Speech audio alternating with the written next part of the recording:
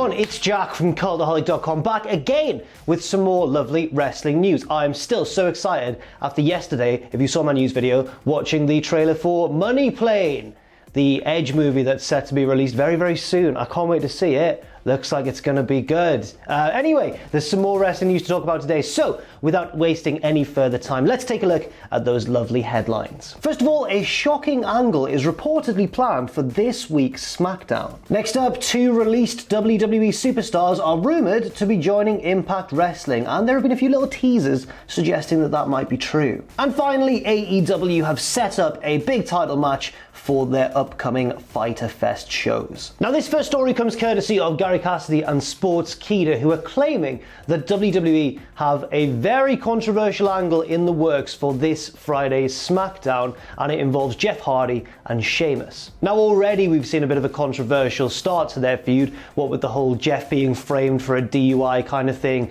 hitting Elias or appearing to hit Elias with his car outside of the venue, and it just, there just being a lot of overt references to Jeff's troubled past with various different forms of addiction. It's really, well, it's raised a lot of talking points, shall we say. Now, we're going to be talking about what is rumoured to happen on this Friday's show, so if you want to avoid spoilers, then just be careful. But apparently, according to Sportskeeda, on this Friday's show, Sheamus and Jeff will be in the ring to sign a contract for their match at Backlash on Sunday. That match has already been confirmed. This is going to be the contract signing, which I guess confirms it. I don't know how it's working, whatever. Just, we'll get to the important point in a sec. Now, apparently, as a requirement for Sheamus to face Jeff, he makes Jeff submit a drugs test, which is playing off this whole Sheamus constantly calling out Jeff Hardy for his past and his issues with drug abuse.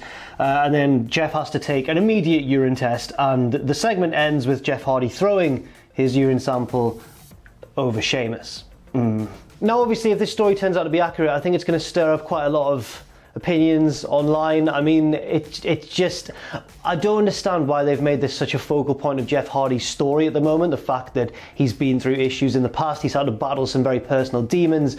Why are they then ramming that down our throats on screen in this feud? We've seen it before with the likes of CM Punk, although that one was kind of a bit more of a natural angle because of Punk's whole straight edge thing versus Jeff Hardy's whole thing. Whereas in this case, first of all, it's a decade later. Second of all, it's Sheamus, who until this feud with Jeff Hardy was just playing the big bully who was beating up all the smaller guys, and has now suddenly pivoted into this weird Jeff Hardy attack constantly on his character. And that's not all. Perhaps a point in Sportskeeda's favour, suggesting that this report is accurate.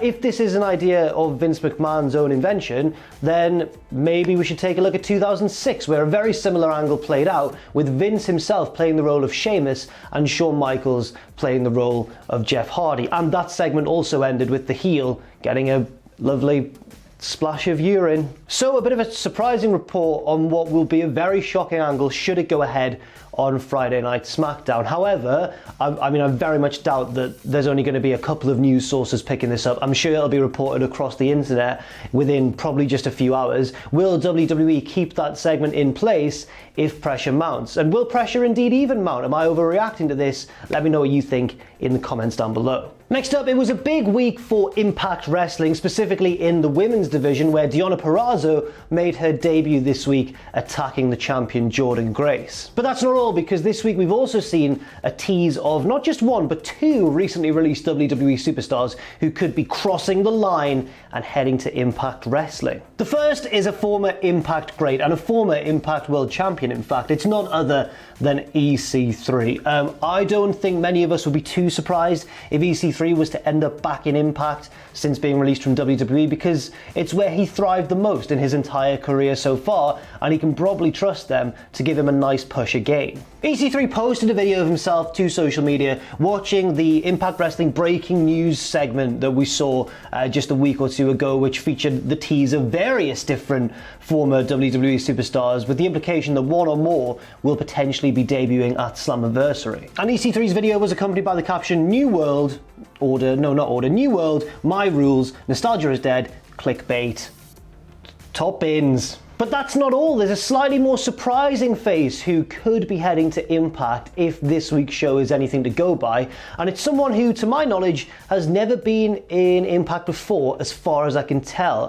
Basically, Rhino was backstage in a little segment arguing with Rohit Raju. Raju was saying, "You need to treat me more like a tag team partner," and Rhino said, "I already have a tag team partner. He's got kids." That's Heath Slater. Now, of course, none of this is officially confirmed. We don't yet know if EC3 or Heath Slater will be heading to Impact Wrestling. However, I can certainly see it in the case of EC3, and I don't know if they'd make such an overt reference to Heath Slater were he not at least in talks with the promotion. So we'll wait and see what happens. But I'm excited to see if Rusev shows up, because that video that I talked about, the one that EC3 posted himself watching, that little teaser, that featured a Bulgarian flag, because obviously Impact don't have any footage they could use of Rusev, so they just flashed a Bulgarian flag up really quickly. Imagine if Rusev came to Impact Wrestling. Although a lot of people as well have been saying they want to see Rusev over in New Japan, imagine Rusev in the G1 Climax, that sort of thing. I think he's one of those guys that wherever he ends up, people are going to follow him because he's just so entertaining. Next up, let's talk about the bloody Undertaker, who recently did an interview with CBS Sports and suggested that he would rather that someone else had broken the streak, not Brock Lesnar. Taker said, obviously in Vince's mind, if it's not Brock, then who? My biggest concern was I just wanted to make sure that Vince was sure,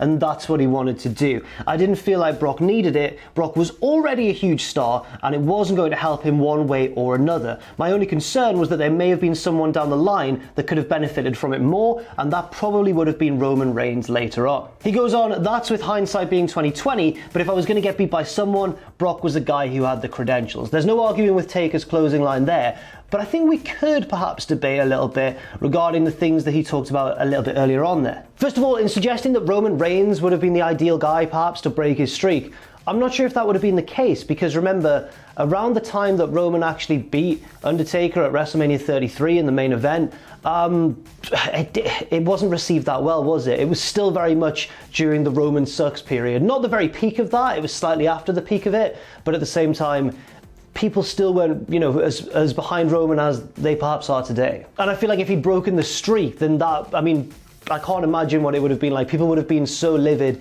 that they'd given that to somebody like Roman Reigns, especially with the feeling around him at that sort of time, or his booking, I should say. Obviously nothing against Roman personally. The other point that I think we could perhaps take a little bit of issue with what Taker is saying, is that it didn't help Lesnar at all. I feel like it really did. I know that Lesnar, had already been there and done that in WWE. He'd gone to UFC, became the heavyweight champion, and then came back to WWE. I know that he still had all the legitimacy and experience in the world, but I think it still did help him. It still made him into the monster that we know today. I mean, when he came back and beat Taker, that wasn't, instant. He'd lost a couple of matches before then to the likes of Triple H, for example. That win against Undertaker really, I think, made him into like the ultra mega boss of WWE that we see even to this day. But what do you think? I mean, Undertaker is entitled to his point of view, of course, and I'm sure that if anyone knows, it's probably him, right? He was there, he understands the entire perspective that he's coming from. So yeah, it's an interesting one. Let me know what you think of that story as well in the comments down below. That's the second time I've asked that. Well, you know what, I say it at the end usually in these videos, but I'm being a bit of a maverick and switching it up. It's not because I'm panicking about what to say. Next up, let's go to Alex McCarthy of TalkSport, who recently conducted an interview with NXT superstar Matt Riddle, who claims that the Broserweight tag team, the team of himself and Pete Dunne, which I guess is over now, was only meant to last a few weeks originally. Now, Riddle has previously alluded to this before. He hasn't said that we were only meant to last a few weeks, but he has said that the original plan was not for them to win the Dusty Rhodes Classic, which of course they ended up doing. So Riddle said to Alex McCarthy of TalkSport, "Bro, of course, all my eggs were in that Broserweight basket. I'll be honest, they put us together and we formed a team, and I don't think we were supposed to last more than a couple of weeks. But the fans loved us, we were working really well together, and me and Pete get along pretty well. We had pretty good minds for wrestling, be it on the Indies or NXT/WWE. We had it going on, and we had a history." It does seem like a bit of a shame that the Broserweights have been broken up, especially because it's probably due to circumstances outside of anyone's control, especially Matt Riddle and Pete Dunne themselves, with Pete Dunne stuck over in England, Matt Riddle on his own with the tag titles, which of course he's now lost. Yeah, I do understand why he may be a little bit disappointed about that. But in fact, Riddle spoke in pretty glowing terms. He looked on the bright side, and it seems like they were going to head into WrestleMania with those titles. Riddle said, honestly, it was probably one of my favorite things to do in wrestling since I've been a part of WWE. Unfortunately, these events happened, and I know we were on track to defend the titles at WrestleMania, maybe implying WrestleMania weekend. I'm not quite certain. I don't know what was going to happen after that, but you know, it could have been WrestleMania weekend. It could well have been WrestleMania. Of course, we saw Rhea Ripley fail to defend the NXT Women's Championship against Charlotte Flair. But now, of course, Riddle is set to jump to SmackDown. We're just waiting for that debut. It could even be this week, who knows.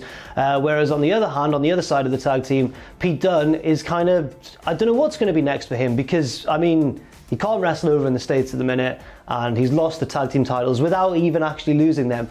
But I think he is good enough. I mean, he's an absolutely top-notch, elite-level in-ring competitor, that this shouldn't hold him down for too long. And finally, a title match has been set for Fyter Fest, which is taking place on the first 2 episodes of Dynamite of July this year, rather than its own dedicated pay-per-view. Bit of a switcheroo of plans there from AEW, given the ongoing circumstances. It all kicked off in the final segment of this week's Dynamite. There was a huge brawl. Jake Hager laid his hands on Arn Anderson and then beat up Cody Rhodes a bit, but then, you know, everyone got involved and the faces managed to clear the ring. And then Cody got on the mic and said, I think I know what you're asking for, Jake. You want a shot at my TNT Championship at Fyter Fest? Well, you've got it. So Cody has defended the title twice now since beating Lance Archer for the belt. He defended it in the first week of his open challenge against Jungle Boy, an excellent match, and then in another very good match this week as well against Marc. In that match against Jungle Boy, I thought he was displaying heelish tendencies. In this one against Marc, I thought he was displaying slightly ruthless tendencies there. I'm hoping this is the start of a slow burn heel turn, but who bloody knows. But Cody will defend that title against Jake Hager at Fyter Fest. We don't know which day on yet, you know, we don't know whether it's going to be week 1 or week 2, but I'd suggest it's going to be probably quite good, because Cody's been on such a run of form recently, although we never really know how he's going to match up against an opponent like Jake Hager. We'll see. It could be a good clash of styles, could be underwhelming. That's the beauty of watching wrestling, isn't it? You never quite know what's going to happen. Anything can happen in the World Wrestling Federation. As well as that, 2 other matches have been announced for Fyter Fest so far. Jon Moxley defending his AEW World Championship against Brian Cage, accompanied by Taz, of course. They all got into it in the parking lot this week. It was very, very exciting. And in the tag team division, Kenny Omega and Hangman Page, in theory, will be defending their tag team titles against best friends Chuck Taylor and Trent, but that could all change. Let me explain. So before Fyter Fest, we could see this match totally change personnel on both sides of the equation. So first of all, Kenny and Hangman have a title defense before then against Dustin Rhodes and QT Marshall. I don't think they're going to lose that match, but you never know. On the challenger side of things, the best friends have put their title shot on the line against the Inner Circle. So we'll just have to see where it goes. That match could change entirely, it could change by half, or it could not change at all. And that is it for this news video. Thank you very much for watching. I've been Jack from Cultaholic.com. I'll mention it a third time. Leave your thoughts and opinions in the comments down below. My recommended match for today, because of that whole Jeff Hardy thing I was talking about at the start of this video, I think we should just watch a great Jeff Hardy moment. For me, that would be one of the original TLC matches, but whichever Jeff Hardy match takes your fancy. In fact, I might even say the match against CM Punk at SummerSlam, a great match as well. But just, you know, just focus on how good he is in the ring, rather than, I hope this segment doesn't go ahead on Friday, to be honest. However, that's it for now. Thank you very much once again for watching. Stay safe out there, stay positive, and I'll see you very soon.